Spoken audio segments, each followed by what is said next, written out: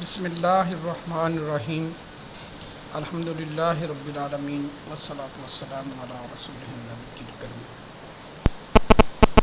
میں قمر سہروردی آپ کی خدمت میں حاضر ہوں۔ السلام علیکم ورحمۃ اللہ۔ آج ہم کچھ ڈسکس کریں گے دعا کے بارے میں۔ دعا جو ہے وہ ہر انسان کی ایک ضرورت ہے۔ جب انسان اپنے روزانہ کے معاملات میں بے بس ہو جاتا ہے تو دعا جو ہے وہ اس کے لیے ایک راستہ ہے، اور اللہ تعالیٰ دعا کے ذریعے سے اس کے لیے آسانی پیدا فرماتا ہے۔ تو دعا کے کچھ آداب ہیں، کچھ چیزیں ہیں جن کا خیال رکھنا ضروری ہے۔ ان میں کچھ چیزیں بہت اہم ہیں کہ ان کے بغیر تو سمجھیں کہ دعا جو ہے وہ شروع ہی نہیں ہوئی، وہ شروع ہونے سے پہلے ہی ختم ہو گئی۔ ان کو ہم کہیں گے کہ یہ ارکان دعا ہیں۔ اور کچھ چیزیں ہیں کہ وہ دعا شروع تو ہوئی لیکن وہ رد ہو گئی، وہ ہمیں پہلے ہی پتہ ہونا چاہیے کہ اگر یہ چیزیں ہم پوری نہیں کر رہے تو یہ دعا جو ہے اس کے رد ہونے کا چانس زیادہ ہے۔ باقی اللہ تعالیٰ کی رحمت ہے کہ وہ اللہ تعالیٰ کے ہی بنائے ہوئے قوانین ہیں، قرآن شریف سے اور حدیث کی روشنی سے ہی یہ چیزیں اصول و ضوابط ہم بیان کر رہے ہیں۔ واجبات دعا وہ چیز ہے کہ ان کا خیال رکھنا ضروری اور لازمی ہے، ٹھیک ہے۔ اگر ہم واجبات دعا کا خیال رکھیں گے تو ہم کہیں گے کہ ان چیزوں سے ہمارا جو چانسز آف دی ایکسیپٹنس ہے، ہماری دعا کی مقبولیت کا جو چانس ہے وہ بہت بڑھ جائے گا، ٹھیک ہے۔ تو ان چیزوں کو ہم علیحدہ علیحدہ سے ون بائی ون ڈسکس کریں گے اور دیکھیں گے کہ آگے اور بھی چیزیں ہیں، جیسے مستحبات دعا ہیں، جو جن نکات میں دعا جو ہے وہ زیادہ قبول ہوتی ہے یا اس کے زیادہ قبولیت کی امید زیادہ ہے، جن حالتوں میں قبولیت کی زیادہ امید ہوتی ہے، جن مقامات پر قبولیت کی زیادہ امید ہوتی ہے، یہ ساری چیزیں جو ہیں وہ ہم ون بائی ون ڈسکس کریں گے انشاءاللہ۔ تو آج ہم ڈسکس کرنا چاہ رہے ہیں ارکان دعا۔ رکن ہم عموماً یہ جو پلر ہوتا ہے نا، اس کو رکن بھی کہتے ہیں۔ جو رکن ہے وہ سمجھیں کہ اس چیز پہ دعا کھڑی ہے، کہ اگر وہ چیز مسنگ ہے تو وہ دعا جو ہے وہ سمجھیں کہ شروع نہیں ہوئی، وہ دعا میں آپ داخل ہی نہیں ہوئے۔ اس میں سب سے پہلے کیا ہے کہ اللہ تعالیٰ سے خلوص ہونا، یعنی یہ اعتقاد اور یقین ہو کہ اللہ تعالیٰ ہی ہماری حاجت کو پورا کرنے والا ہے۔ اور دعا میں اصل عمل یہی ہے کہ اللہ تعالیٰ کے ساتھ خلوص ہو، کیونکہ اللہ تعالیٰ فرماتا ہے فَادْعُوا اللَّهَ مُخْلِصِينَ لَهُ الدِّينَ، تو مسلمانوں خالص خدا ہی کی فرما برداری کو مد نظر رکھ کر اس کو پکارو۔ اور پھر مروی ہے کہ اللہ تعالیٰ کو تضرع اور زاری کے ساتھ بلا، ایسے شخص کے پاس سے گزرے جو اللہ تعالیٰ، حضرت موسیٰ علیہ السلام ایک ایسے شخص کے پاس سے گزرے جو بڑے رونے کی حالت میں اور زاری کے ساتھ دعا مانگ رہا تھا۔ موسیٰ علیہ السلام نے کہا کہ یا اللہ، اگر اس کی حاجت میرے ہاتھ یعنی میری قدرت میں ہوتی تو میں ضرور پوری کرتا۔ اس وقت ان پر وحی نازل ہوئی کہ میں اس پر تجھ سے زیادہ مہربان ہوں، وہ بے شک مجھ سے دعا مانگتا ہے مگر اس کا دل میرے سوا کسی اور کے پاس ہے، یعنی وہ مخلص نہیں ہے بلکہ اوروں پر بھروسہ رکھتا ہے۔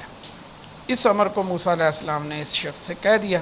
اس نے سنتے ہی خدا کی طرف خلوص کے ساتھ دل کو متوجہ کیا اور حاجت پوری ہو گئی۔ تو پہلا جو رکن ہے دعا کا وہ ہے کہ اللہ تعالیٰ کے ساتھ پوری کہہ لیں کہ یقین کے ساتھ اور اعتقاد کے ساتھ اللہ تعالیٰ کی طرف اللہ پر بھروسہ کر کے جو ہے وہ دعا کی جائے۔ دوسرا ہے حضور قلب. حضور قلب یہ ہے کہ دل کا فوکس اور توجہ جو ہے وہ اللہ تعالیٰ کی طرف ہو، دعا کی طرف ہو. وہاں مطلب دھیان جو ہے وہ دعا میں ہو، نہ کہ ادھر ادھر ہو.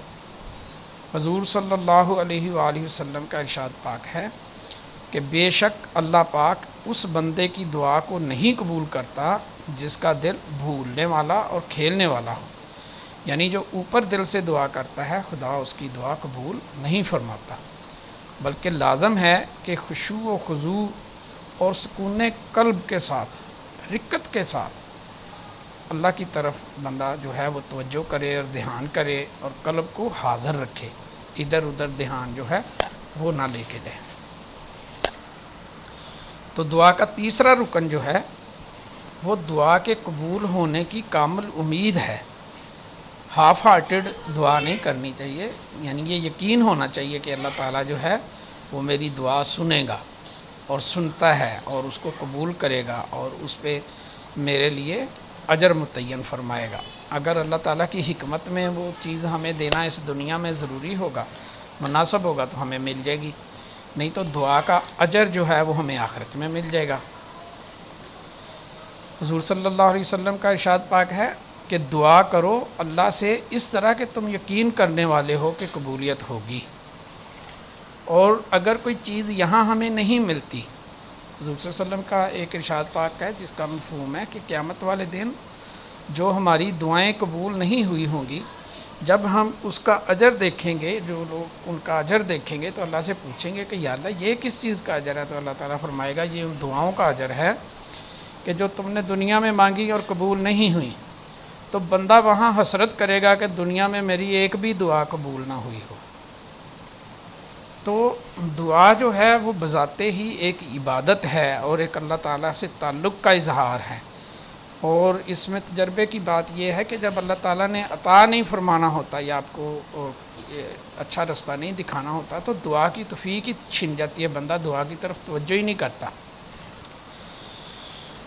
تو چوتھا رکن جو ہے وہ دعا کا یہ ہے کہ اللہ کی قدرت پر یقین رکھے کہ کوئی بڑی سے بڑی چیز بھی ہے اللہ کی قدرت سے باہر نہیں ہے.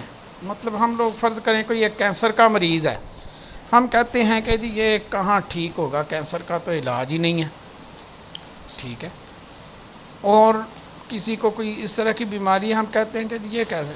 کوئی بھی چیز ہے ہم جب اس کے لیے دعا کرتے ہیں تو ہو سکتا ہے کہ اس نے طبعی عمر 4 سال ہے تو وہ 4 سال بغیر تکلیف کے کینسر اپنی جگہ رہے لیکن وہ اس کو تکلیف ہی نہ دے. تو اس طرح کی چیزیں جو ہیں وہ یقین کے ساتھ ممکن ہیں.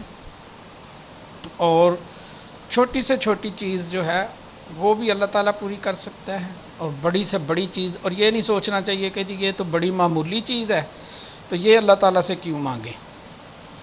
صحابہ کرام فرماتے ہیں کہ ہمارے جوتوں کا تسمہ ٹوٹ جاتا تھا. جیسے اب ہمارے کہہ لیں کہ کینچی چپل ہوتی نا، تو وہ پہلے سادہ سا سسٹم ایسا ہی ہوتا تھا کہ وہ کینچی چپل کی طرح وہ تسمہ بنا لیتے تھے، نیچے ایک تلوا ہوتا تھا، اوپر وہ تسمے ہوتے تھے، تو اس میں پاؤں پہن لیتے تھے.